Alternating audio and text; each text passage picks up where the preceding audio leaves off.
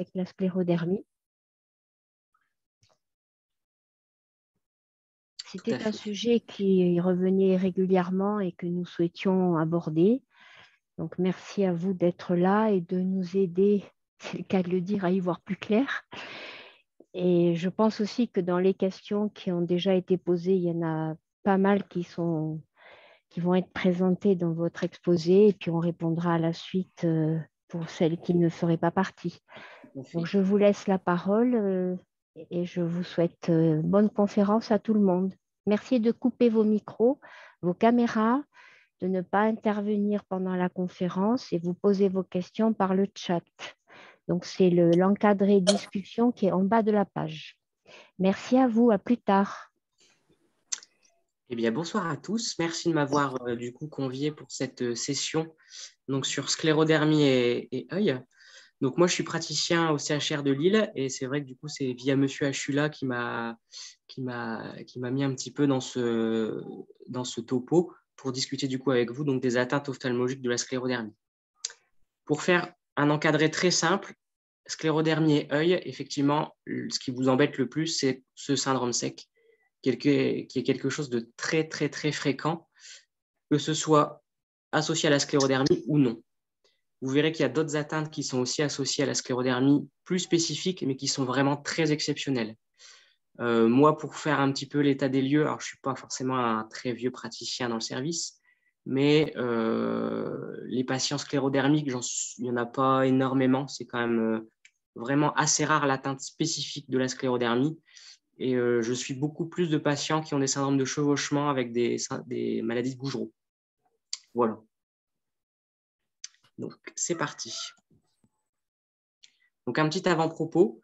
Donc, ce qui est très important, en fait, pour vos yeux, c'est le suivi. Ça, c'est vraiment capital parce que vous avez des yeux qui sont quand même plus à risque. Donc, la surveillance annuelle est vraiment systématique. Donc, c'est ce que je dis, hein, les atteintes de l'œil dans la sclérodermie existent, mais ne sont pas systématiques. Donc, quand c'est comme ça, en fait, vous rejoignez finalement les statistiques un petit peu classiques de la population française qui est touchée notamment par le syndrome sec et la blépharite de manière très fréquente, même sans... Ce qui est très important, c'est d'avoir un bon ophtalmologue. Il faut qu'il y ait un bon contact qui passe et que du coup, votre ophtalmo soit sensibilisé à ce genre de pathologie et d'association. Savoir faire la différence entre un syndrome sec, on va dire, standard et un syndrome sec qui peut être en rapport avec la sclérodermie. Et ça, ce sera vraiment l'objectif de votre ophtalmo. Et dernière chose qui, à mon sens, est vraiment importante, c'est que votre ophtalmo, il ne doit pas du tout hésiter, en fonction de l'endroit où vous résidez, à vous référer à un centre un petit peu plus compétent pour avoir un avis, ne serait-ce qu'un avis, hein, pas forcément un suivi, mais ne serait-ce qu'un avis quant à la conduite à tenir au niveau de votre syndrome sec et de votre atteinte ophtalmologique. Si vous voyez que votre ophtalmo il est un petit peu dépassé, ce qui peut être le cas, hein, des moments sur les atteintes, les gros syndromes secs sévères, il ne faut pas hésiter à poser les questions à votre interniste ou à votre médecin référent pour la sclérodermie, qui lui a peut-être aussi des contacts sur les ophtalmos du site où il travaille. Donc les atteintes spécifiques, c'est ce que je mets, hein. Le syndrome sec, c'est vraiment ce qu'il y a de plus fréquent, de très très loin. Deux façons d'entrer dans le syndrome sec, soit par hyperévaporation, donc ça c'est, on va dire, quasiment plus de 60% de la population française après 50-60 ans. Donc vous voyez que c'est déjà quelque chose de très fréquent, et c'est ce qu'on appelle une blépharite ou une blépharoconjonctivite. C'est hyper fréquent. En fait, la physiopathologie qui se passe, c'est qu'à la base de vos cils, vous avez des petites glandes, comme les glandes sudoripares au niveau de la peau, qui sécrètent normalement de la graisse. Et cette graisse, elle permet aux larmes en fait, d'adhérer un petit peu plus sur la surface cornéenne. Quand ces glandes elles sont pathologiques, en fait, la graisse est de mauvaise qualité et les larmes s'évaporent plus vite. Et le deuxième type donc, de syndrome sec, qui sont souvent en fait, associés, hein, c'est par hyposécrétion. Et donc, c'est ce qu'on appelle, nous, les kératoconjonctivites sèches. Et dans ce cadre-là, il faut vraiment rechercher un syndrome de Gougerot associé à la sclérodermie, puisque c'est des pathologies où l'association est quand même assez fréquente.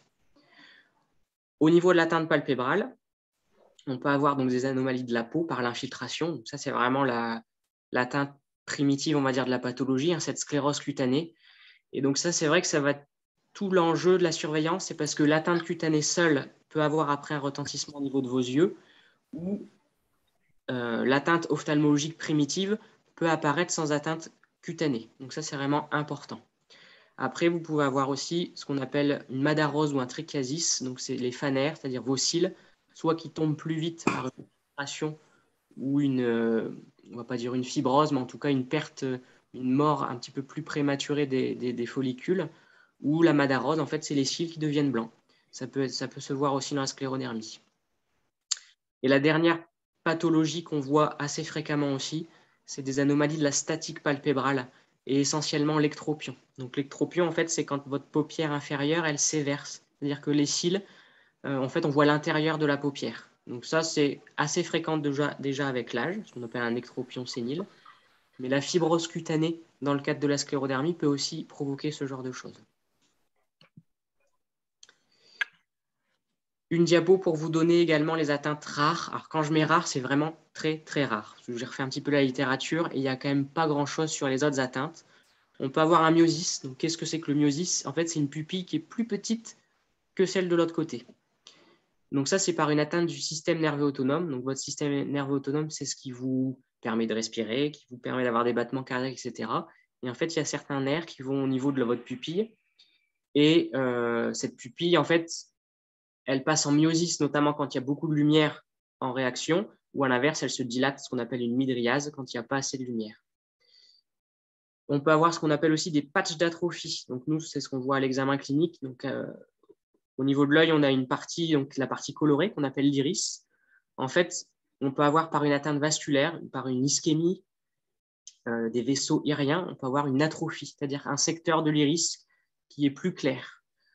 Ça n'a pas vraiment de retentissement, ça peut juste avoir on va dire, une représentation esthétique. La cataracte, dont on parlera, je pense, plus tout à l'heure, parce qu'à mon avis, ça va être une question qui va peut-être plus revenir de manière un peu plus précise. La cataracte et la sclérodermie, il n'y a pas vraiment d'association, mais c'est surtout les traitements que vous allez prendre qui va provoquer cette cataracte. Soit par les corticoïdes locaux qu'on va vous mettre pour la surface, pour la sécheresse, soit même une corticothérapie systémique prise au long cours. Les corticoïdes systémiques sont beaucoup moins pourvoyeurs d'atteintes ophtalmologiques comme la cataracte ou la montée de la tension dans l'œil, mais comme c'est une pathologie chronique, cette sclérodermie, il y a toujours un risque que ça majore quand même l'apparition de la cataracte. Et après, alors vraiment des atteintes vraiment exceptionnelles, c'est l'atteinte rétinienne avec donc soit une atteinte des vaisseaux, soit une inflammation des vaisseaux, soit une atteinte choroïdienne. En fait, c'est là par une atteinte des vaisseaux, mais de la choroïde, qui est la couche intermédiaire de l'œil. Et après, on a quelques cas aussi donc d'atteinte du nerf optique. Alors, les neuropathies optiques vasculaires inflammatoires, pareil, c'est exceptionnel. Par contre, le glaucome à angle ouvert, beaucoup plus fréquent, dans le sens où c'est souvent induit par la corticothérapie locale et ou générale. D'accord ? Ces glaucomes à angle ouvert sont des pathologies assez vicieuses. Et là, c'est tout l'intérêt du dépistage systématique par votre ophtalmo-traitant qui va réaliser la mesure de la pression intraoculaire, donc, qui n'a rien à voir avec la tension artérielle. Mais quand vous allez chez votre ophtalmo, vous recevez toujours un petit jet d'air. Et ben, ça, c'est pour prendre la tension dans l'œil. Donc, pour en revenir aux atteintes fréquentes donc de cette blépharoconjonctivite, donc c'est ce que je vous disais, hein, c'est une pathologie qui est multifactorielle, qui atteint les glandes de Meibomius, qui sont donc représentées au niveau du schéma par l'espèce de le petit filament bleu. En fait, c'est à la base des cils, ces glandes. Ils diffusent le long en fait, des cils. Donc, c'est vraiment ces glandes qui sont à la base du problème, puisque dans un premier temps, elles vont s'inflammer et avec le temps, elles vont entraîner donc une fibrose, elles vont se boucher. D'accord ? Quelquefois, on peut avoir, alors c'est surtout les enfants qui ont ça en dehors du contexte de la sclérodermie, mais ça peut se boucher et ça fait ce qu'on appelle un chalazion. C'est une grosse boule rouge au niveau de la paupière. Donc, ça, c'est assez fréquent. Donc, ce que je vous disais également, souci d'adhérence au niveau des larmes. Et c'est là où, quand cette blépharoconjonctivite s'installe, il va y avoir l'apparition des symptômes. Donc, prise en charge de cette blépharoconjonctivite, je pense que la chose presque la plus importante de ce topo, ça va être les soins de paupières que je vais vous expliquer et vous montrer. Parce que ça, c'est quelque chose qui, à mon sens, moi, quand je vois mes patients, je leur dis, il faut que ça soit maintenant systématique, comme quand vous vous lavez les dents, c'est-à-dire au moins une fois par jour. Et c'est vraiment ça qui va être le traitement de fond et la base de votre blépharite. Idéalement, pour traiter, donc réaliser ces soins de paupières, il faut les chauffer. Le fait de chauffer, ça va dilater un petit peu les glandes à la base des cils et ça va permettre déjà de liquéfier un petit peu cette graisse qui se serait compactée. Et après, le deuxième temps qui, à mon sens, encore plus important, c'est le massage, puisque c'est le massage qui va vous permettre de faire sortir en fait cet excès de graisse. Et vous verrez, en fait, quand on a les glandes très engorgées au début, il va y avoir une espèce de dentifrice qui va sortir. Et au fil des mois, alors je dis bien des mois, parce que les soins de paupières, souvent les patients, ils abandonnent parce qu'ils ne voient pas forcément de résultats tout de suite. Mais comme c'est vraiment une espèce de règle d'hygiène à avoir tous les jours, c'est quelque chose, même en termes de bénéfices, qui s'installe sur du long terme. Et vous verrez, en fait, ce mébum qui était au début dentifrice va se liquéfier, va se retransformer en huile et du coup va permettre aux larmes de mieux adhérer. Au niveau des traitements, dans un second temps, ce qui peut être souvent associé aux soins de paupières, c'est les larmes artificielles. Alors les larmes artificielles, il y en a plein, vraiment plein, peut-être même trop. L'idéal pour vous, c'est que votre ophtalmo, il vous en prescrive une ou deux, voire même trois, et que vous mettiez celle que vous supportiez le mieux. Ça, c'est vraiment essentiel. Parce que si on vous donne 3 larmes artificielles que vous ne tolérez pas parce que ça pique, parce que vous trouvez que le confort n'est pas assez long, parce que ça brouille la vue, parce que, eh ben, on pourra forcément vous apporter une autre aide en termes de larmes artificielles. Et après, on va arriver sur des traitements un petit peu plus lourds que je détaillerai un petit peu plus tard. Et dernière chose que j'ai mis en rouge, c'est que quand vous avez un vrai syndrome sec, donc dans le cadre de votre pathologie, les collyres anti-inflammatoires, donc non stéroïdiens, sont contre-indiqués, puisqu'ils peuvent faire décompenser en fait, le syndrome sec. Et ça, je vous le dis et je vous le mets en rouge, parce que dans les protocoles de post-opératoire de chirurgie de cataracte, en fait, c'est très fréquent qu'il y ait des collyres anti-inflammatoires non stéroïdiens dans les ordonnances, puisqu'on ne les utilise pas forcément en termes d'anti-inflammatoires, parce qu'il y a souvent des corticoïdes qui vont remplir ce rôle, mais ils ont une bonne action en termes d'antalgiques. Donc c'est pour ça que dans les protocoles, ils sont assez mis facilement. Normalement, ça c'est des collyres. Si c'est une ordonnance type que votre ophtalmo vous donne, ça doit être barré, parce que ça peut vraiment mal finir. Alors, j'espère que ma petite vidéo va marcher. Donc ça, c'est pour vous montrer les soins de paupières. Donc, vous inquiétez pas, tous les patients, toutes les personnes que vous verrez, on a les consentements. Les photos, c'était pareil, comme c'est des yeux, les consentements. Et donc là, c'est moi et un de mes collègues. Voilà, bon, parfait, ça a l'air de marcher. Il faut tout d'abord réchauffer les paupières avec un gant de toilette d'eau chaude pendant quelques minutes. Puis il faut masser les paupières supérieures et inférieures. Comme ça, paupières inférieures. Bien masser comme ça, en roulant la paupière dans tous les coins. Le but est de masser vraiment le tarse, la partie un peu dure de la paupière et non la peau. Vraiment la partie dure. En bas et en haut. Et ça pour les deux yeux.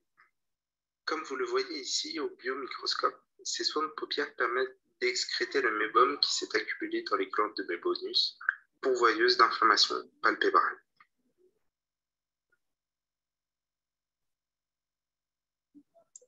Tac. Donc là, vous avez vu dans la vidéo comment on réalise donc, des soins de paupières. Donc vraiment, alors, on est passé très vite sur le fait de chauffer parce que ce n'est pas ce qui est le plus important. Par contre, le massage, très important. Et comme mon collègue le dit, le massage de la peau, ça ne sert pas à grand-chose. C'est vraiment le massage au niveau de la base des cils. Et vous pouvez même essayer là en live. Alors je sais que ce n'est pas toujours évident chez des patients qui sont sclérodermiques, mais éventuellement, je vous donnerai quelques petites astuces pour faire d'autres gestes. Mais il faut vraiment que vous fassiez rouler au moins les doigts sur cette zone où il y a les cils. Et au toucher, vous sentez qu'il y a une zone plus dure. Ça ressemble un peu comme un ligament ou un tendon. Et c'est vraiment cette zone-là où il faut appuyer. Alors, si vous n'arrivez pas à pincer parce que au niveau des doigts, la fibrose est un petit peu compliquée, vous pouvez déjà rien que de manière mécanique appuyer sur cette zone avec un doigt. en faisant un petit peu de proche en proche, de l'intérieur vers l'extérieur. Et donc ça sur les 4 paupières. Donc ça, c'est vraiment hyper important. Donc, ce que vous ressentez, le syndrome sec, nous, d'un point de vue ophtalmologique, c'est des symptômes qui sont vraiment très variés. Ça peut être de tout, n'importe quoi, des éclairs, des picotements, des brûlures, un larmoiement, un éblouissement, baisse de vision, flou visuel. C'est vraiment, au niveau symptomatologique, c'est hyper varié. C'est pour ça qu'en fait, chaque patient, finalement, va décrire son syndrome sec un peu à sa façon. Et nous, en tant que professionnels de santé, on doit vraiment être à l'écoute parce qu'il n'y a vraiment pas une présentation clinique type. Ça peut être aussi, sur un versant, vous voyez, j'ai mis clignement augmenté. En fait, on peut avoir des gens qui peuvent avoir ce qu'on appelle un blépharospasme, c'est-à-dire qu'ils sont tellement gênés soit par la lumière ou par ce syndrome sec que quasiment c'est nerveux, hein, presque un tic. En fait, ils vous clignez tout le temps des yeux.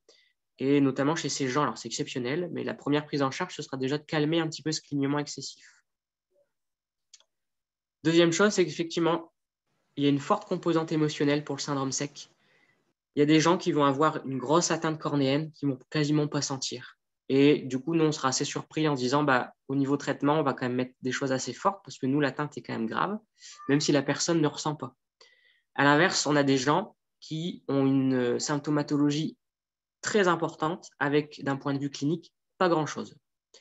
Et chez ces gens-là, il va falloir déjà bien discuter, les remettre en confiance parce que ce n'est pas parce qu'on dit qu'il n'y a pas grand-chose qu'il n'y a rien. Et ça, clairement, c'est hyper important. Et en fait, il va falloir du coup moduler sur tous les traitements qu'on pourra vous proposer, notamment bien insister sur les soins de paupières, sur les larmes artificielles. Et il y a quelques autres petites astuces qui pourraient être utilisées, notamment les lunettes à chambre humide. Et puis après, certaines thérapeutiques alors, qui ne sont pas faites sur l'île, plutôt sur Paris, qui sont en fait l'équivalent des soins de paupières, mais de manière un peu plus automatisée.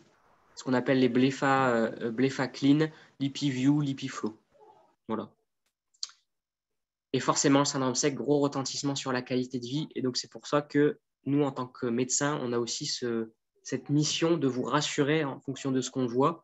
Parce que voilà, quand vous sortez de la consultation et qu'on vous a donné un message plutôt positif, même si vous, quand vous y êtes rentré, ce n'était pas forcément la joie, et ça fait déjà du bien. Et pour la prise en charge, ça fait beaucoup de choses également. Donc, nous, ce qu'on peut voir d'un point de vue ophtalmologique, c'est ce que je vous disais, on peut ne rien voir. Donc, ça, c'est plutôt rassurant pour vous. Et dans la prise en charge, du coup, ça veut dire qu'on n'intensifiera pas forcément beaucoup les traitements. On peut avoir une atteinte minime du film lacrymal. On peut avoir une petite atteinte conjonctivale et cornéenne modérée à sévère. Donc là, on rentre dans des atteintes qui nécessitent un traitement un peu plus fort. Et donc ça, c'est hyper important, c'est que c'est l'atteinte cornéenne qui fait vraiment le pronostic du syndrome sec. Mais malheureusement, l'atteinte cornéenne, elle arrive dans les derniers stades. Donc le but du jeu, c'est de faire de la prévention. Je rappelle encore les soins de paupières et d'éviter qu'on en arrive là. Donc, pour vous montrer quelques petites photos, donc là, vous voyez sur la photo en lumière bleue en bas, normalement, le film lacrymal, en fait, le colorant vert se répand de manière uniforme sur la cornée. Là, vous voyez qu'il y a des petits points noirs qui, en fait, c'est ce qu'on appelle la rupture du film lacrymal. Et ça traduit un syndrome sec. Quand on regarde, c'est le même patient en haut, hein, c'est sa cornée, on voit que tout est très bien. Donc là, on arrive sur une atteinte minime, c'est-à-dire qu'on a les petits points verts, ça correspond à ce que nous on appelle de la kératite ponctuée superficielle, qui est en gros le premier stade de la sécheresse. Pour vous montrer qu'il n'y a pas que la cornée qui est atteinte, il y a aussi la conjonctive. Là, c'est pour vous montrer l'aspect un petit peu brillant de la conjonctive à côté de la cornée. En fait, ça signe la sécheresse à la fois de la conjonctive et également de la cornée. Et donc là, on arrive sur des atteintes plus graves qui nécessitent systématiquement un traitement plus important. Donc avec à la fois des lentilles sclérales et également les traitements dont je vais vous parler après. Donc sur la photo du haut, on voit qu'on a une kératite vraiment sèche, avec on n'a plus cet aspect de kératite ponctuée, on a vraiment un espèce de placard de sécheresse. Hein. Et donc ça correspond à la prise de colorant en vert sur la photographie en lumière bleue. Et là, c'est le dernier stade, c'est ce qu'on appelle la kératite filamenteuse. Donc là, on a des petits filaments de mucus. En fait, dans l'épithélium, Normalement, il y a ce qu'on appelle des petites cellules à mucus qui permettent à cet épithélium d'adhérer sur le stroma. Et de temps en temps, dans la pathologie, ce mucus, il est pareil, comme le mébum, en fait, il devient pâteux et il adhère à la surface de l'épithélium. Donc ça définit vraiment le stade terminal de la kératite sèche. Donc ça, c'est la même photo. Et vous voyez que le colorant de fluorescine, il prend également la couleur au niveau de la base des cils. Et en fait, c'est au niveau de ces pores-là que ce mébum sort. Donc là, clairement, on a à la fois la blépharoconjonctivite et la kératite sèche. Donc, conduite à tenir quand on a des symptômes plus invalidants. Les soins de paupières, je rappelle, les larmes artificielles, traitement de surface et vraiment éviter de surtraiter. On réassure le patient. Rééducation du clignement. Alors, rééducation du clignement, c'est des choses toutes bêtes. Hein. C'est vous, en même temps que les soins de paupières ou un peu après, vous mettez devant votre glace et vous déclenchez votre commande volontaire sur le clignement et vous regardez si ça marche, en dehors d'un clignement donc, involontaire. On a quelques associations sur ce qu'on appelle une maladie des petites fibres. Alors ça se voit plus associé au Gougerot. C'est très difficile à mettre en évidence. Ça peut se mettre éventuellement en évidence sur des centres tertiaires, donc au CHR de Lille, sur Paris, sur Rouen. En fait, il faut qu'on ait une machine qu'on appelle le confocal, qui est en fait une imagerie de la cornée qui permet de visualiser en fait les nerfs. Et quand on fait cette imagerie, on voit que les nerfs sont un peu gonflés. Et c'est vrai que ça peut être un critère et déclencher la recherche de cette pathologie des petites fibres, qui, si elle est confirmée par l'interniste qui vous suit, pourrait être confiée à un médecin de la douleur, puisque la prise en charge sera différente du syndrome sec et il y aura vraiment une prise en charge de la douleur neuropathique. Alors, tac, pourquoi ça coince là? Ouais. Donc, quand on passe sur une atteinte un petit peu plus grave avec des symptômes présents et une atteinte cornéoconjonctivale, toujours la base, soins de paupières, substitut lacrymal, la réassurance. On passe là sur des traitements avec des corticoïdes locaux, plutôt en cure courte. Donc, on est sur des corticoïdes doux. Les deux que je vous donne, la Softacort et Flucon, normalement, ce ne sont pas des corticoïdes qui vont entraîner des atteintes intraoculaires, c'est-à-dire que ça ne favorise pas la cataracte, ça ne favorise pas la montée de la tension dans l'œil. C'est des médicaments qui peuvent être pris donc en cure courte, mais sur du long terme. Ce n'est pas gênant. Il y aura très peu d'effets indésirables. Ensuite, quand je mets IS, c'est les immunosuppresseurs. Donc, je ne sais pas si certains de vous sont sous Ikervis. Malheureusement, il est arrêté. Son équivalent non remboursé, disponible en pharmacie de ville qu'on appelle le Vercasia. C'est la même chose, hein. Ikervis Vercasia. La cyclosporine en préparation magistrale dans les pharmacies hospitalières, que vous faites livrer soit à domicile, soit que vous allez chercher directement à l'hôpital. Ça peut être une option, mais à petite dose. En parallèle, je pense que c'est très intéressant également que vous rencontriez un collègue ophtalmo qui fasse de l'adaptation en lentille sclérale. Pour moi, la lentille sclérale, c'est vraiment une arme très intéressante, mais qui a utilisé assez rapidement dans l'augmentation des thérapeutiques, parce qu'elle va être complémentaire des autres traitements.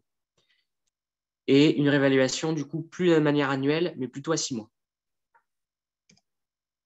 Et là, quand on est sur des atteintes sévères, donc la vie spécialisée, forcément, prise en charge globale, parce que du coup, il faut voir aussi si la maladie, la sclérodermie, n'est pas en décompensation.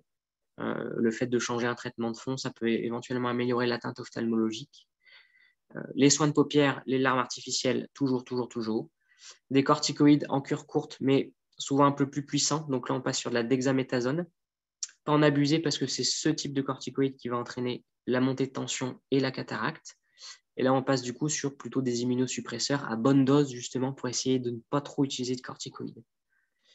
Alors, j'ai mis 3 petits trucs en dessous. Les bouchons hématiques, que moi, j'utilise très peu, parce qu'en fait, ils rétentionnent des larmes qui sont du coup inflammatoires. C'est-à-dire qu'il y a tous les médiateurs de l'inflammation qui restent dans les larmes. Et vous imaginez qu'en mettant un bouchon hématique, effectivement, ça permet de garder les larmes, mais c'est des larmes qui sont plutôt toxiques.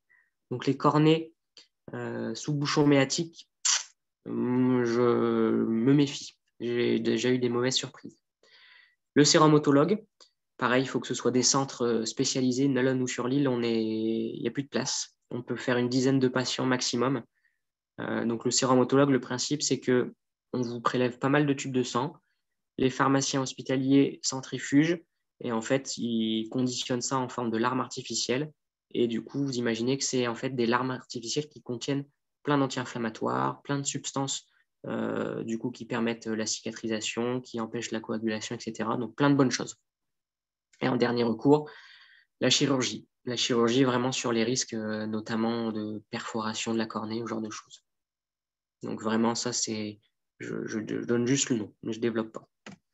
Tac. Donc, pour vous montrer des atteintes un petit peu plus graves, notamment au niveau de la cornée, en fait, quand on a une grosse sécheresse, il y a un conflit qui s'installe entre la conjonctive et la cornée, et malheureusement, c'est la conjonctive qui gagne et qui vient envahir la cornée. Donc là, ce qu'on appelle du coup un panus. Et ça, vous imaginez, hein, quand c'est dans l'axe visuel, ça peut faire baisser la vision. Donc là, pareil, avec une atteinte centrale. Là, c'est donc dans le stroma, donc qui est la couche intermédiaire de la cornée. On a une inflammation qui s'est installée à cause de syndrome sec. Parce que du coup, la première couche, comme elle est plus étanche, eh ben, l'inflammation arrive à gagner les couches un petit peu plus profondes. Et ça, c'est pareil, hein, c'est pourvoyeur de baisse de vision. Et après, les stades un petit peu plus aigus, un peu plus évolués que sont l'abcès. Hein. C'est-à-dire que quand on a une grosse atteinte cornéenne, il peut y avoir des germes, notamment, c'est des germes qui colonisent normalement les paupières et qui peuvent aller se mettre dans la cornée et provoquer un abcès. Et vous voyez très bien que chez ce patient, il y a toutes les signes de la blépharite avec sur la partie externe vraiment les petites boules blanches qui correspondent aux mébomes compactés. Ça, c'est pour vous montrer quand même après traitement, ça améliore les choses. Donc là, pour parler des traitements un petit peu plus spécifiques, donc les corticoïdes disponibles en pharmacie de ville et remboursés, mais attention donc au risque de cataracte et d'hypertonie pour la dexaméthasone, contrairement au Softacort et au Flucon où il y a quand même très peu de risques. L'Ikervis dont je vous parlais, donc, qui est déremboursé malheureusement par les sécurités sociales, qui était dispensé par les pharmacies hospitalières. Là, actuellement, il y a un audit pour voir si justement on ne pourrait pas faire quelque chose pour remettre l'Ikervis en route parce que ça permettait d'aider quand même pas mal de patients. Donc moi, sinon, ma solution de secours, c'est le Vercasia, qui est en fait exactement la même chose que l'Ikervis, dispensé par le même laboratoire. Malheureusement, il n'est pas remboursé, mais c'est vraiment la même chose. Sur des traitements un petit peu plus lourds, donc on a Cyclograft et Talimus, donc c'est des autorisations hospitalières et des rétrocessions pareil par les pharmacies hospitalières. Et après, donc on a les cyclosporines dispensées et produites directement par les hôpitaux. Je pense notamment à Bordeaux, je pense qu'ils font leur propre cyclosporine. Il y a l'Hôtel Dieu qui fait sa propre cyclosporine également. Et une deuxième arme thérapeutique, donc, qui est la lentille sclérale, qui est vraiment très, très, très intéressante. Et donc, je vais vous montrer, parce que c'est une lentille très particulière, très large. La lentille sclérale permet de pallier à 2 troubles oculaires. La première est la protection et l'hydratation continue de la cornée grâce à son réservoir de fluide que l'on peut observer ici, entre la lentille et la cornée. La seconde est de corriger les troubles réfractifs plus ou moins complexes grâce à sa zone optique centrale, mais également grâce à son réservoir de fluide qui permet de régulariser les déformations cornéennes complexes que l'on peut retrouver dans certaines pathologies cornéennes, impossibles à corriger avec une paire de lunettes simples. Pour ce faire, nous avons besoin de 2 ventouses. La première, la bleue, permet de positionner la lentille sur l'œil. La orange permet de la retirer. Et ça, c'est ce que vous allez tenir pour venir mettre sur l'œil. On va remplir la lentille. Alors, quand on dit qu'on la remplit vraiment fortement pour que ce soit bombé. Pourquoi on veut que ce soit bombé? Parce que quand votre œil, qui a cette forme-ci, va venir sur la goutte d'eau, ça va venir chasser de l'eau de manière uniforme. Si on n'est pas bombé, ça risque de piéger des bulles d'air à l'intérieur. D'accord? Donc, plus c'est bombé et plus on a de chance de mettre la lentille sans qu'il y ait de bulles d'air après qui restent. Bien regarder au travers de la lentille. Vous voyez la lumière au travers? Oui. Alors, bien les yeux grands ouverts pour poser la... Ok.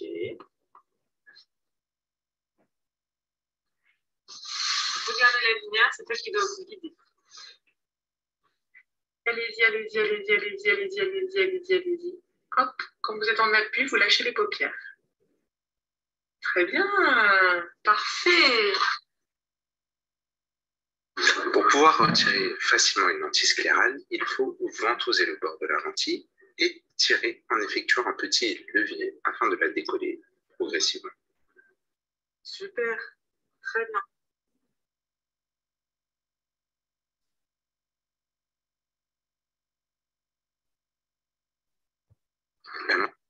Tac. Donc voilà, donc vous avez vu un petit peu comment s'adapte une lentille sclérale. Vous voyez que c'est une lentille de très très grand diamètre, on voit également là sur cette photo, qui prend vraiment toute la largeur de la cornée et qui déborde même sur la sclère. Donc pareil, je sais que chez les patients sclérodermiques, ce n'est pas toujours évident, quand notamment on a une atteinte au niveau digital, au niveau des mains. Mais en tout cas, nous, à Lille, on a la chance d'avoir des infirmières d'éducation thérapeutique. Et ça change vraiment beaucoup de choses. Parce qu'on a l'adaptation et on a en plus le suivi qui permet aux patients de prendre confiance, parce que ce n'est pas toujours évident ce genre de lentilles, et de s'adapter de manière facile. Souvent, une fois que cette lentille elle est sur l'œil, les patients ils peuvent être vraiment transformés dans le positif. C'est pour ça que je réinsiste, la lentille sclérale, il ne faut pas qu'on vous la propose en dernier recours quand vous avez une atteinte cornéenne qui est déjà très évoluée.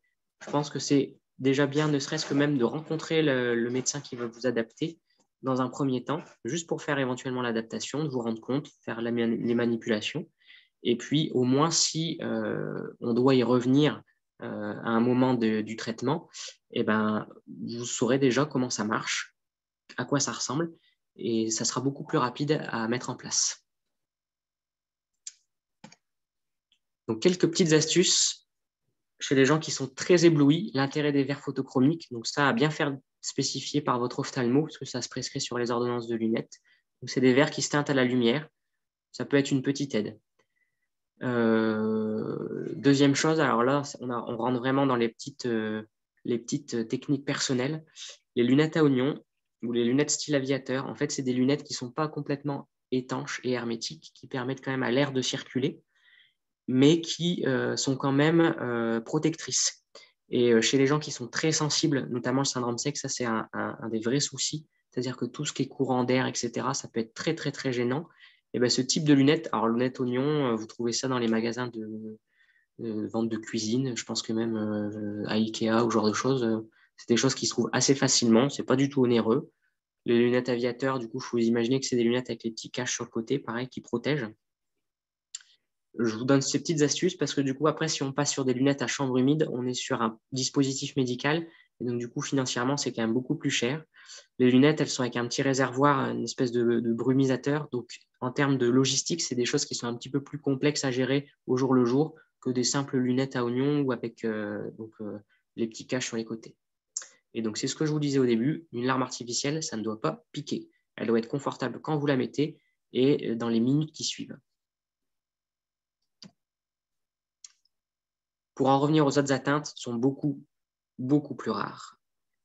Il faut être également très vigilant sur les complications liées aux corticoïdes et éventuellement les corticoïdes généraux. Alors, dans les autres traitements qui peuvent être instaurés dans le cadre de la sclérodermie, bon, à part les corticoïdes systémiques, les autres immunosuppresseurs par voie généraux, les biothérapies, les antifibrosants n'ont pas normalement de retentissement énorme au niveau ophtalmologique. D'accord ? Ça, c'est hyper important aussi. Si vous voulez vraiment préserver vos yeux, préserver vos artères, parce que la sclérodermie, c'est quand même une maladie qui touche assez facilement les vaisseaux.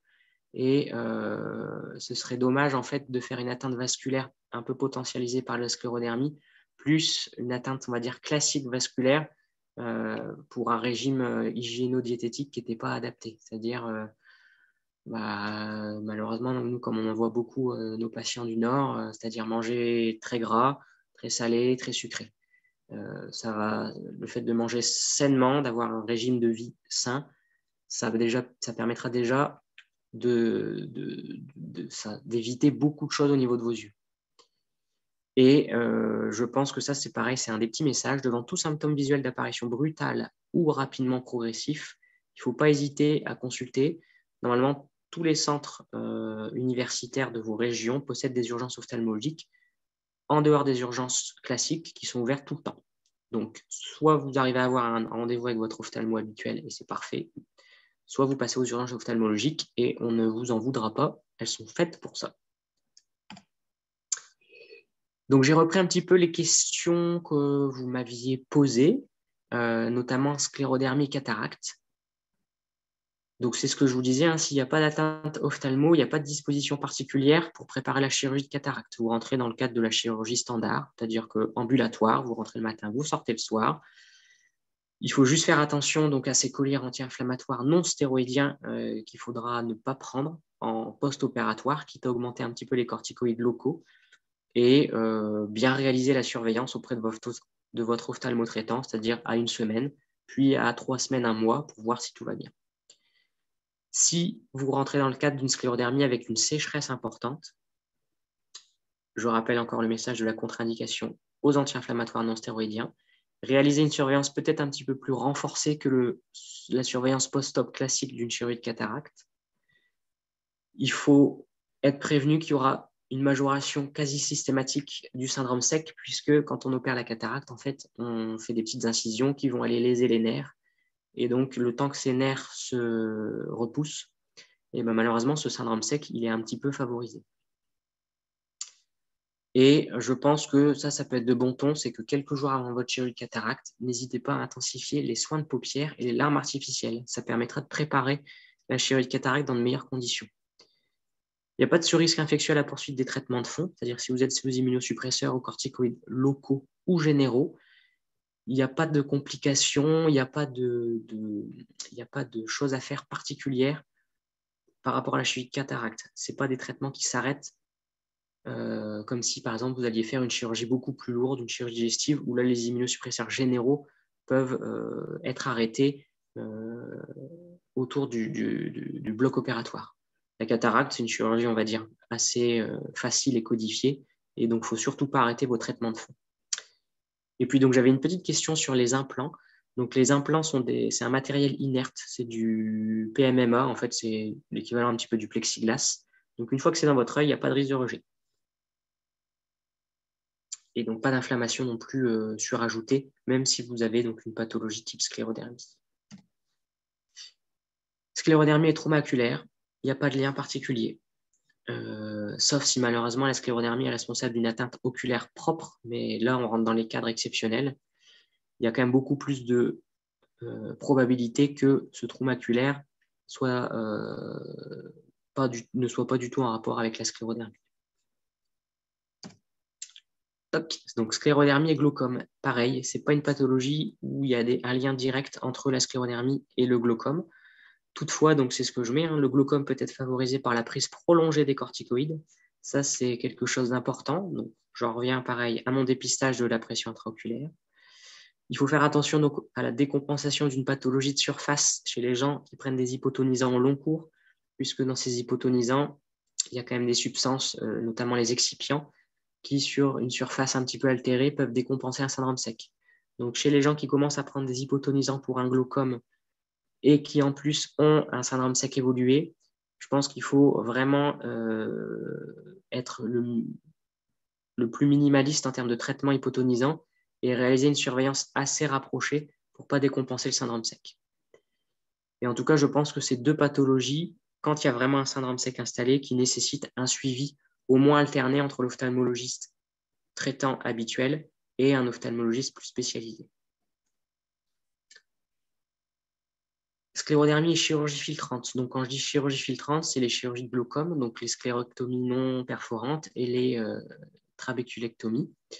Donc, les mêmes impératifs que pour la chirurgie de cataracte, c'est-à-dire contre-indication aux AINS et intérêt d'un suivi régulier et consciencieux, mais comme toute chirurgie, filtrante, ce qui nécessite dans les premiers mois vraiment d'être très rigoureux sur le suivi afin d'optimiser vraiment l'efficacité de la chirurgie filtrante. Sclérodermie et paupières. Donc l'ouverture palpébrale peut être réduite par rapport à une infiltration cutanée. Donc c'est ce que je disais au début de l'exposé. Quand vous commencez à avoir une atteinte au niveau cutané, sans atteinte ophtalmologique, vous pouvez éventuellement essayer de masser les paupières. Alors là, pas du tout dans le même principe que les massages, que les soins de paupières, mais vraiment en essayant de masser avec une crème hydratante. Moi, je conseille, de toute façon, ouais, en termes de crème hydratante, je pense que vous avez chacun votre petite, vos préférences, mais en tout cas, ne pas hésiter à les mettre au niveau des paupières et à masser, pareil, 1 fois par jour. Ça permettra un petit peu de casser la fibrose qui est en train de s'installer en sous-cutané. Et ça permettra de gagner sur du long terme de la laxité et donc une paupière plus souple. Sclérodermie et pilocarpine. Donc les effets indésirables de la pilocarpine apparaissent souvent assez rapidement à l'introduction de ce genre de traitement. La pilocarpine a d'intérêt que pour les syndromes secs avec hyposécrétion, c'est-à-dire que quand votre ophtalmo recherche des signes d'hyposécrétion, avec notamment le test de Schirmer et éventuellement la recherche essentiellement du Bougereau, si tout ça c'est négatif, il y a finalement peu d'intérêt à mettre la pilocarpine en place, puisque le souci ne vient pas de la glande lacrymale qui ne produit plus assez de larmes, mais vient des paupières avec une mauvaise sécrétion du mébum. Et donc là, c'est plutôt les soins de paupières, l'arme artificielle et tous les traitements que je vous ai donnés tout à l'heure qui seront efficaces.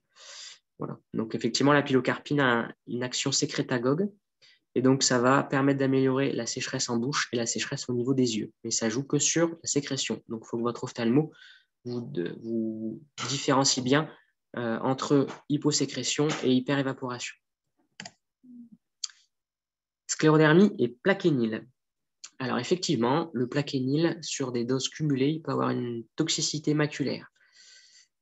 Dans la prise en charge classique d'un patient sous plaquenile, puisqu'on sait que c'est des traitements qui vont être mis en place assez longtemps, idéalement, c'est une visite de référence sans urgence avec votre ophtalmo-traitant afin de voir s'il n'y a pas de baisse de vision, s'il n'y a pas d'autres pathologies. Et puis après, en fait, on sait que si les choses apparaissent, c'est à partir de 50 traitements, parce que c'est là où la dose cumulée toxique commence à apparaître. Et en termes de recommandations, ce qui est préconisé, c'est un champ visuel central après 50 traitements, puis de manière annuelle, et essentiellement, c'est l'OCT. Donc l'OCT, c'est le scanner de la rétine qui peut être fait par votre ophtalmologiste, fait donc après 5 ans, puis après de manière annuelle. Si vous avez malheureusement déjà une atteinte ophtalmologique en rapport avec le plaquenile, donc c'est essentiellement une maculopathie. C'est quelque chose qui est rare, qui est d'évolution progressive, bilatérale.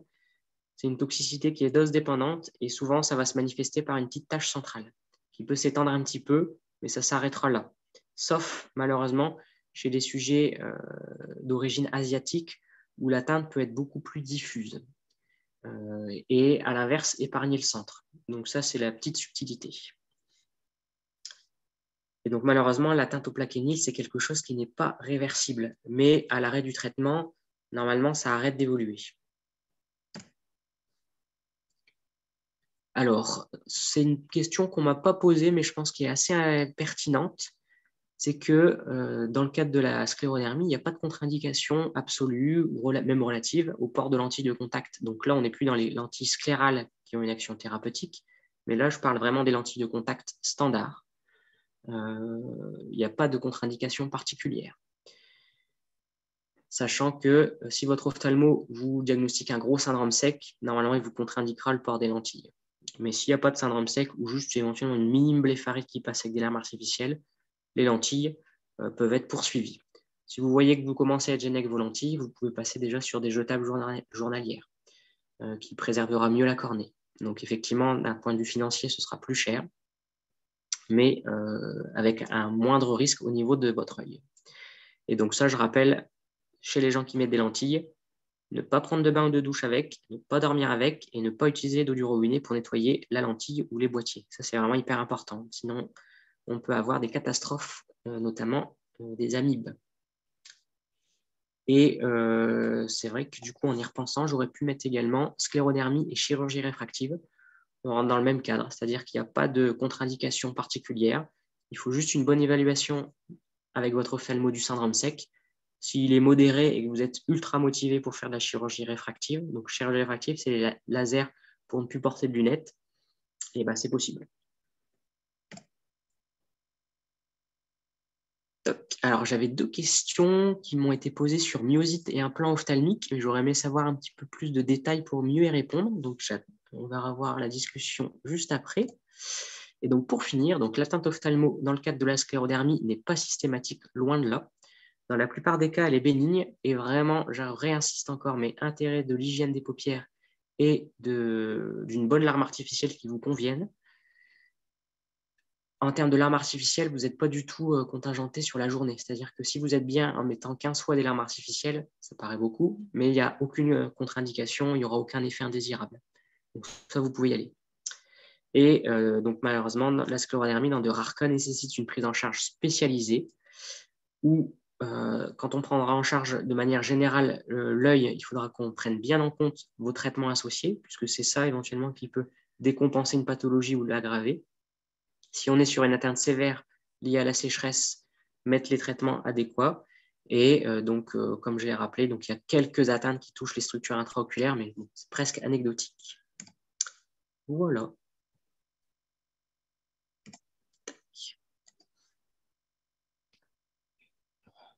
Merci beaucoup. Merci pour toutes ces explications. Il y a eu quelques questions sur le chat en ligne. Oui. Voilà, la première, c'était comment prévenir l'atteinte cornéenne et en quoi consiste-t-elle? Alors, la prévenir, malheureusement, il y a certaines sclérodermies où on ne peut pas la prévenir parce que la sécheresse va s'installer très vite. L'infiltration au niveau des glandes de mébomus va s'installer très vite. Et malheureusement, il va y avoir une fibrose qui va même empêcher presque les soins de paupières d'être efficaces parce que les glandes, elles vont être fibrosées tout de suite. Et donc là, on sera directement amené à mettre le traitement, donc l'immunosuppresseur local, les corticoïdes locaux, et surtout discuter très vite l'adaptation à l'antisclérale. Là, je pense que vraiment hyper important. Sinon, en termes de prévention, ce qui peut être fait, c'est ce que je vous ai dit, hein, c'est vraiment les soins de paupières et les larmes artificielles.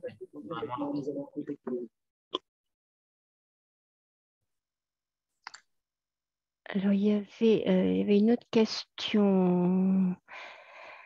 Oui, bonjour, mon ophtalmologiste m'a détecté des nodules de Salzmann. Est-ce dû à la sclérodermie? Les gouttes et le massage, est-ce suffisant? Et vers quoi les nodules peuvent-ils évoluer? Alors, normalement, nodule de Salzmann et sclérodermie, ça n'a pas de lien. C'est deux pathologies indépendantes. Et effectivement, les nodules de Salzmann, ça peut soit être, pareil, pas très gênant, et l'arme artificielle, ça peut suffire, ou ça peut évoluer vers des atteintes infectieuses. Ça peut aller malheureusement jusqu'aux greffes de cornée. Bon, on n'en est pas là, mais en tout cas, c'est deux pathologies complètement indépendantes. Et donc, massage, non. Il faut, à mon sens, mettre vraiment les larmes. Là, c'est plutôt les larmes artificielles qui sont efficaces pour ce genre de pathologie. Une question concernant les bouchons myotiques. Oui. Est-ce qu'on peut les retirer s'il n'y a pas d'amélioration? Oui. L'ophtalmo qui vous les a mis, ou même un autre ophtalmo, ça se retire assez facilement en consultation. Est-ce qu'il y a un rapport entre sclérodermie et identification de Drüsen? Alors, les Drüsen, normalement, quand on parle de Drüsen, on parle plutôt de DMLA. Donc, normalement, c'est pareil, c'est deux pathologies distinctes. La DMLA, c'est la pathologie rétinienne la plus fréquente à partir de 60 ans. Donc, c'est vrai que c'est deux pathologies qui peuvent malheureusement s'associer, mais qui n'ont pas de rapport. Et donc là, modéré. La dernière, là, j'ai passé une angiographie qui a révélé la présence d'activité néovasculaire, épaississement maculaire modéré. J'ai des injections d'anti-VEFG. Est-ce lié à la sclérodermie? Donc non, ça c'est ce que je vous disais. Hein. Probablement que c'est une atteinte en rapport avec une DMLA donc de nature néovasculaire, donc avec des néovaisseaux qui se traitent avec des injections dans l'œil. Et donc c'est deux choses indépendantes. Alors par contre, ça correspond au Drüsen, c'est ça? Oui, tout à fait. En fait, c'est la complication entre guillemets. Par contre, la petite chose qui peut être intéressante, c'est que quand on fait des injections intravitréennes pour les néovaisseaux, on désinfecte assez régulièrement, donc tous les mois, parce que c'est des traitements souvent annuels, avec de la bétadine qui peut être très abrasive pour les cornées. Et donc, pour mieux préparer le geste, je pense que ça pourrait être intéressant chez les personnes sclérodermiques qui se font injecter de mettre des larmes artificielles les 48 heures avant les injections et pareil 48 heures après. Ça permettra de soulager la gêne qu'il y aura après l'injection. Il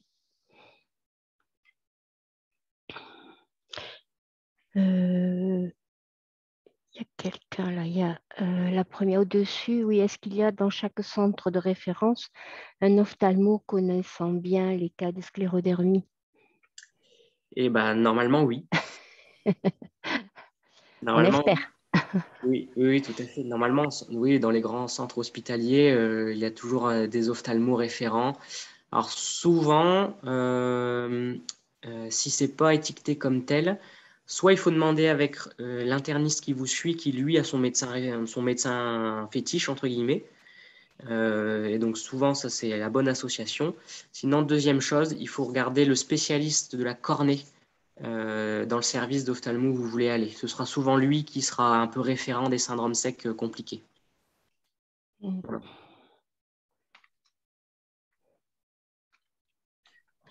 Il y a quelqu'un qui nous demande si vous pouvez nous parler un peu plus des lentilles sclérales. Et moi, j'allais vous poser une question. Bon. Elle est donc pour soigner. Est-ce qu'on la garde longtemps? Est-ce que c'est une pause un temps donné? Comment ça se passe avec la lentille sclérale? Donc la lentille sclérale, vous la mettez le matin, vous la retirez le soir comme une lentille, on va dire, standard. C'est une lentille qui peut être amenée, en fait, si le syndrome sec est vraiment très sévère, peut être amenée à être retirée en fin de matinée pour être nettoyée et on la repose après.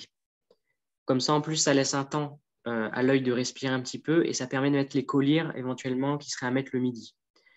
En termes de pause, je pense que une des choses les plus importantes pour les sclérales, c'est la motivation. Parce que malheureusement, moi, alors, je suis beaucoup plus de patients qui ont des syndromes secs sur des polyarthrites rhumatoïdes, mais qui finalement ont un peu le même souci que les sclérodermiques. J'ai déjà eu des choses où les gens, ils venaient vraiment avec une arthrite hyper évoluée. Je me suis dit, là, c'était même moi qui me disais, on va jamais réussir à les adapter. Et en fait, la surprise, c'est que le patient, une fois qu'on lui a mis la lentille, il était tellement motivé que ça a marché. Et à l'inverse, il y a des gens qui n'avaient pas forcément une atteinte très importante, mais comme il n'y avait pas la motivation, et ben, la lentille n'a pas marché. Mhm. Donc, ça, c'est vraiment capital. Et je pense que c'est l'intérêt aussi d'avoir, nous, dans le service, on a de la chance d'avoir des infirmières d'éducation qui motivent, qui expliquent, qui sont là pour répondre à la partie pratique en termes d'adaptation de lentilles avec les patients. Et ça, c'est vraiment très, très important. Sinon, pour vous expliquer un petit peu comment ça se passe, l'adaptation à lentilles sclérales, il faut compter une consultation d'une demi-journée où en fait l'ophtalmo qui va vous adapter va vous poser la lentille quand vous arrivez le matin, parce que c'est souvent plutôt le matin. Il va vous laisser après déambuler tranquillement en salle d'attente et il va vous revoir en fin de matinée. Déjà voir si la lentille se pose bien pour voir si le modèle est bien adapté. Et puis une fois que la lentille, le sur-mesure entre guillemets, est trouvée, eh bien, il y a la deuxième étape qui passe par l'infirmière d'éducation qui là apprend la manipulation. Et une fois que ces deux choses-là sont acquises, on passe à la commande de la lentille. Et puis, une fois que le patient reçoit ça chez lui, c'est parti. En quoi est-ce qu'elle soigne? Quelle est sa fonction? Alors, en fait, la lentille sclérale, elle n'appuie pas du tout sur la cornée. Et donc, on est obligé de mettre à l'intérieur de cette lentille du sérum physiologique ou même une Oui, larme on artificielle. l'a vu sur la vidéo, ça, tout à l'heure. Exactement, tout à fait. Donc, classiquement, donc, c'est du sérum phy. On peut aussi mettre, quand les gens ont un gros syndrome sec, une larme artificielle pas trop grasse, qui aura une Mhm. action un petit peu plus longue. Et en fait, il faut imaginer que ça fait comme un réservoir du coup de larmes en Ah continu oui, pour la journée. d'accord. Mhm. Donc c'est pour ça que c'est hyper bien. Et donc faut pas alors moi au début j'avais un petit peu peur en ce sens que je me dis que ce sérum phy va un petit peu se coloniser de l'inflammation, etc. Mais en fait c'est des lentilles qui respirent. Donc il n'y a pas trop de soucis. En fait le peu de larmes que l'œil produit, eh bien il vient remplacer tout doucement le sérum physiologique qui était dans la lentille. Si bien que le réservoir il se maintient sur la journée. C'est quand même pour ça que vous dites qu'il vaut mieux peut-être l'enlever en fin de matinée, quoi. Alors oui, parce que les gens qui ont un gros syndrome sec, en fait la lentille elle s'encrasse. Donc c'est Mhm. pour ça qu'il faut la nettoyer. Mais ça c'est vraiment c'est du cas par cas. Oui. C'est Voilà. intéressant. Je n'avais jamais entendu parler, moi, en tout cas. Ah oui, là, c'est vraiment une arme. Alors moi, je parle du côté thérapeutique, mais il faut aussi vous imaginer, que comme toute lentille, il y a aussi le côté optique, hein. Donc, on peut mettre une puissance dans la lentille qui peut éventuellement remplacer les lunettes. Oui, en plus, c'est ça. J'avais une petite question. Est-ce que le décollement du vitré peut avoir un lien avec un Gougerot ou avec un syndrome sec? Est-ce que Non, Non, d'accord. le décollement du vitré, c'est quelque chose qui est physiologique. En fait, c'est quelque chose qui s'étale, allez, on va dire de 30 ans jusqu'à 60 ans. Et qui peut se manifester de temps en temps par effectivement des petites étoiles, des petits phénomènes visuels un peu atypiques, mais le caractère transitoire fait que c'est totalement bénin. De temps en temps, malheureusement, quand il vient se détacher, il tire un petit peu sur la rétine et il fait ce qu'on appelle une déchirure qui là nécessite du laser. Et si on passe encore à l'étape du dessus, là, c'est le décollement de rétine. Oui. Donc, à chaque fois, on passe dans la rareté de la rareté. Mais normalement, le décollement postérieur du vitré, tout le monde y passe. Et dans la majorité des cas, c'est quelque chose qui se passe très bien. D'accord. On a une autre question dans le chat. Une trabélulectomie qui ne fonctionne pas, c'est-à-dire qu'il n'y a pas de baisse de la tension. Est-ce qu'il y a d'autres solutions? Est-ce qu'on peut opérer une cataracte après? Alors, opérer une cataracte après une trabe, oui. Il faudra avoir bien contrôlé la surface et l'inflammation intraoculaire. Ça, c'est très important. Idéalement, avoir contrôlé quand même un peu la tension dans l'œil, parce que s'il y a trop de tension, la cheville de cataracte devient assez périlleuse. Et une trappe qui ne fonctionne pas, alors soit on est dans les premiers jours ou les premières semaines et votre chirurgien il va avoir des choses à vous proposer, peut-être de repasser au bloc pour réviser la bulle, enfin voilà, il y a des petites choses à faire. Et une bulle malheureusement qui ne filtre plus après plusieurs années, et ben là éventuellement soit il faut refaire une deuxième ou soit il faut passer sur des chirurgies. Alors, actuellement, ce qui peut se faire, c'est quand on fait la chirurgie de cataracte, on peut poser un petit shunt qui permet du coup à l'eau qui est dans l'œil de s'écouler à l'extérieur, qui est l'équivalent un peu d'une trabe, mais en passant par l'intérieur. Donc, il y a d'autres solutions qui sont possibles. Et une opération pour la presbytie est-elle possible avec un syndrome sec? Alors, tout dépend du syndrome sec. Si vous êtes à un syndrome sec qui est déjà sous immunosuppresseur ou qui nécessite des corticoïdes de manière en cure courte, moi, je ne le conseillerais pas. Si on est sur un syndrome sec avec juste un peu de soin de paupières et un peu de larmes artificielles, ça peut se discuter, mais il faut vraiment que le chirurgien soit rigoureux dans le suivi parce que... Pas vrai, je ne peux pas arriver à couper. Ça y est, c'est fait. J'ai coupé. Désolée. va forcément décompenser la sécheresse. Donc ça, c'est vraiment quelque chose à savoir. Donc le suivi dans les mois qui suivent sera vraiment important, le temps que les nerfs repoussent. Il y en a encore une un peu plus haut que je n'avais pas vue. J'ai eu une polymyosite en plus de la sclérodermie et j'ai eu une atteinte oculaire récemment. J'ai eu une augmentation de la cortisone à 20 mg. Maintenant, je suis redescendue à 5. Donc, je pense que la question, c'est est-ce que ça a un lien avec cette consommation de cortisone? Alors, pareil, on est sur des atteintes de chevauchement, hein. Sclérodermie et polymyosite, c'est deux pathologies auto-immunes. Là, il faut que votre médecin référent il trouve le meilleur traitement de fond pour essayer de contrôler les deux pathologies. La polymyosite, c'est pas une atteinte, c'est pas une pathologie qui est très pourvoyeuse de sécheresse. Donc, s'il y a vraiment une sécheresse, c'est vraiment la sclérodermie. Mais la polymyosite, il faut se méfier surtout comme une atteinte musculaire, notamment des muscles oculomoteurs. Notamment, c'est les signes de la vision double ou de douleur à la mobilisation des yeux. Mais bon, c'est pareil, ça reste la polymyosite et l'atteinte ophtalmologique, c'est quelque chose d'assez rare aussi, hein.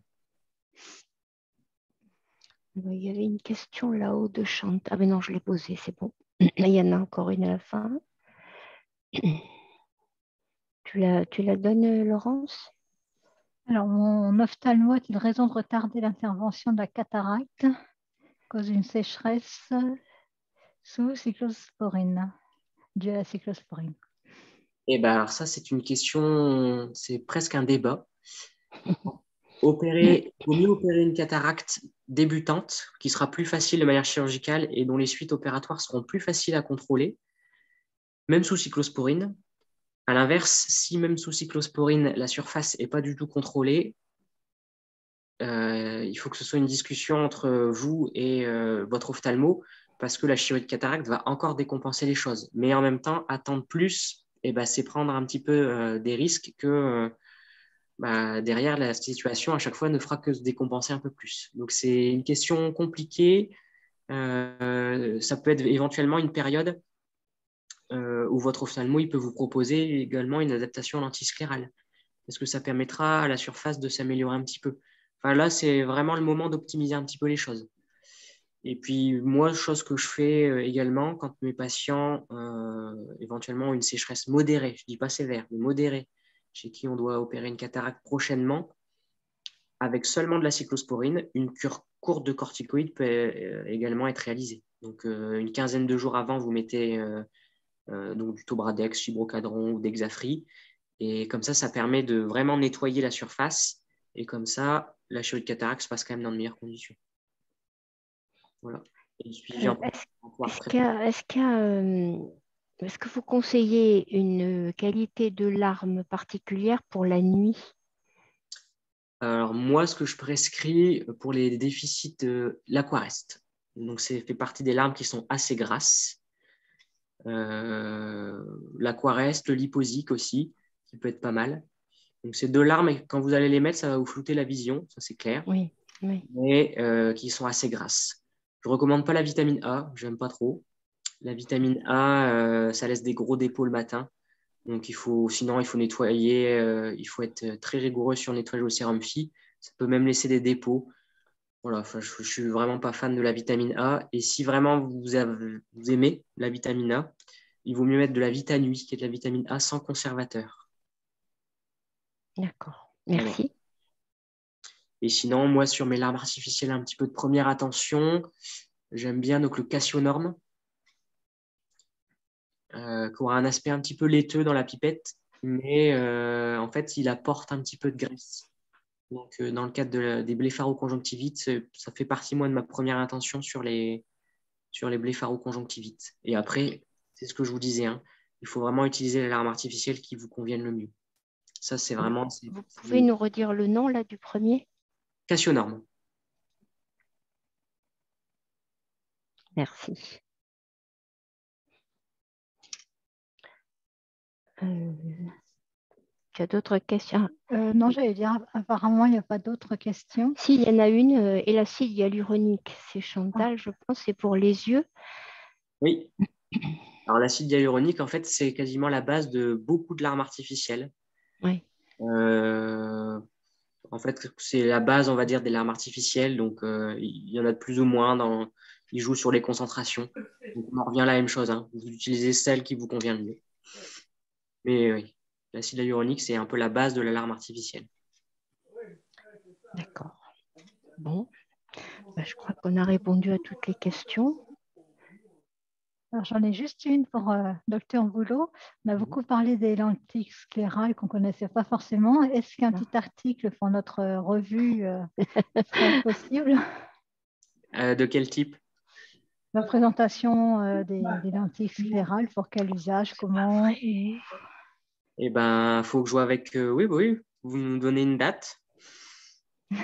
Parution fin mars du petit Jacques prochain, Sclérodermie Magazine. Ok, pas de souci. Donc, sur les sclérales.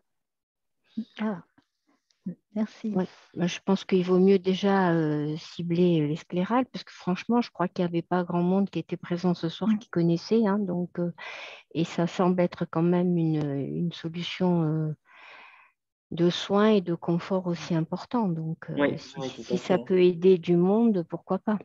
Tout à fait. Bon, écoutez, on vous remercie, Dr Boulot, et vous tous qui étaient là ce soir avec nous. C'était très intéressant, et puis peut-être à une prochaine fois pour une évolution du sujet, on verra bien.